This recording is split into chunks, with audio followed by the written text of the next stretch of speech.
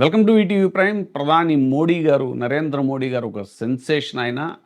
3 terms prime మినిస్టర్‌గా, గుజరాత్‌కి చాలా కాలం ముఖ్యమంత్రిగా చేశారు. అలాగే ప్రైమ్ మినిస్టర్‌గా 3 టర్మ్స్, ఇప్పుడు థర్డ్ టర్మ్ కూడా ఎలక్ట్ అవ్వటం.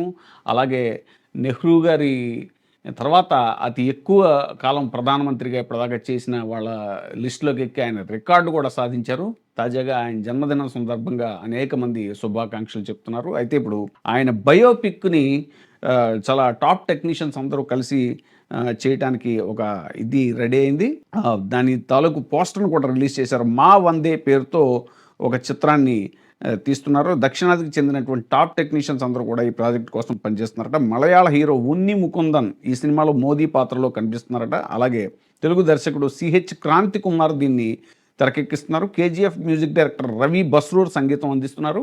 రాజమౌళి సినిమాలకు పనిచేసినటువంటి సెంధిల్ కుమార్ ఈయన ఈ చిత్రానికి ఫోటోగ్రఫీ చేస్తున్నారట.